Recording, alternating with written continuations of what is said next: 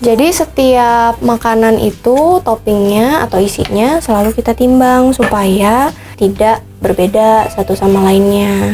Jadi kita timbang, terus kita sambil taruh nasi juga di sini, terus nanti masukin isian nasi bakar ke nasi liwetnya. Isiannya ada teri pete, ada ayam kemangi. Jadi nasinya kita pastikan hangat juga sih, supaya nanti terinya sama ayamnya itu tergulung dalam kehangatan nasi liwet yang gurih.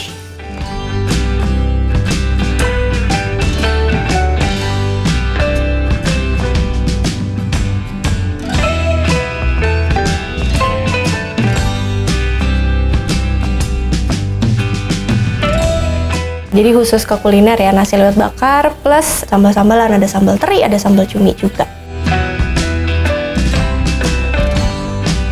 Karena sebenarnya di Bandung itu kan cukup terkenal ya sama nasi bakar. Cuma ada beberapa yang pengen aku kenalin nih. Jadi gurihnya dari nasi bakar itu kita tambahin sama nasi liwet. Terus juga dengan tambahan sambal-sambal yang kayaknya cocok deh di lidah orang-orang Sunda gitu. Jadi cocok pasar. Nasi ayam kemangi itu dia nggak pedas, tapi kita tambahin cabai utuh. Kadang kan ya biasa lidah orang Sunda kan kalau nggak pedas nggak asik ya. Jadi kita taruh cabai utuh buat yang nggak pengen pedas tapi pengen sedikit kekagetan akan pedas gitu. Tapi kalau mau yang cari pedas biasanya kita kasih teri pete. Kalau teri pete itu memang sudah ada irisan cabenya, jadi lebih menyatu rasanya, asin, pedas, gurih, nasi liwetnya juga jadi satu. Tapi kalau mau yang lebih plain, lebih aman rasanya gitu, itu kita kasihnya ayam kemangi. Potensi kuliner di Bandung itu tinggi banget, di Indonesia juga sih gitu. Kalau di Bandung itu orang-orang banyak yang kuliahan tapi mereka terpaksa harus tinggal di kosan, dan untuk masak sendiri itu juga rada sulit ya. Jadi menurut aku untuk berjualan kuliner itu satu potensi yang sangat baik untuk sekarang gitu.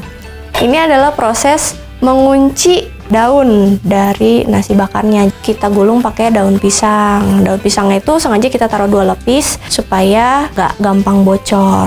Nah setelah digulung itu kita kunci atau kita jepit ya pakai tusuk gigi. Jadi nggak pakai hektar. Kalau hektar terkadang suka khawatir masuk ke dalam nasi. Sedangkan kalau pakai tusuk gigi itu lebih aman lah. Terus proses selanjutnya adalah membakar daun pisangnya. Jadi kalau nasi bakar itu ada sensasi rasa daun pisang yang terbakar. Jadi nasi liwetnya sudah gurih, terus ditambah sama rasa-rasa daun pisang yang merasuk ke dalam si nasinya. Itu sih diferensiasi yang kita bikin dari segoku. Kita online, jadi memang kita pakai dapur sendiri aja, jadi nggak ada tempat offline-nya, jadi kita cutting cost-nya lebih baik gitu, jadi bisa lebih efisien untuk berjualan. Kalau layanan food delivery itu sangat penting untuk segoku, karena lagi-lagi kita kan jualannya online, jadi kita memang benar-benar bergantung sama food delivery. Ada orang yang memang datang 1-2 orang yang nanyain cara offline gitu, jualan nasi bakar nggak? Iya kita jual, tapi frekuensinya nggak sebanyak kalau yang pesen food delivery online gitu.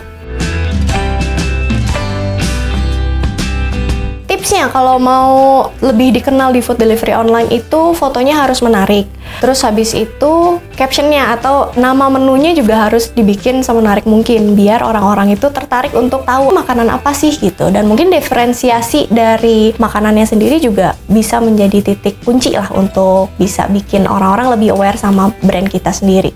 Kalau untuk nasi Jumat, kita kerjasama dengan penyalur di Bandung untuk membagikan nasi liwet bakar ini ke masjid-masjid di sekitar Bandung. Jadi untuk orang-orang yang membutuhkan, kita biasanya tawarkan nasi Jumat gratis, bahasanya itu seperti itu. Kita ada 4 donatur nasi, jadi ada nasi bakar, ada beberapa nasi lainnya juga, itu nanti diatur sama penyalurnya itu sendiri. Jadi kita kerjasama sama mereka juga. Terima banget, kita terima reseller. Kita udah ada beberapa reseller di daerah Kabupaten Bandung dan itu cukup banyak sih, cukup rutin juga mereka untuk pesan lagi dan untuk pre-order atau mereka ada yang mau beli putus, itu juga banyak banget. Caranya bisa langsung kontak ke tim Segoku di Instagram Segoku Nasi Bakar atau bisa juga langsung DM pribadi ke Sandra Hesti. kudu niat dulu yang pasti. Memang kalau misalkan kita kepepet itu lebih do or die gitu kan. Kita harus ngerjain sesuatu biar dapet duit. Tapi kalau misalkan pengen niat, biasanya lebih terstruktur, terplanning gitu. Dan selain niat juga konsistensi. Jadi kita harus konsisten untuk memasarkan produk kita. Nggak bosen untuk terus-terusan ngasih soft selling. Jadi yang kita lakukan itu lebih baik kita soft selling daripada hard selling. Sekedar menjejalkan harga ke pelanggan itu orang-orang lebih males ya. Lebih baik kita bikin konten yang menarik sehingga orang-orang mau visit ke tempat kita atau visit ke online store kita.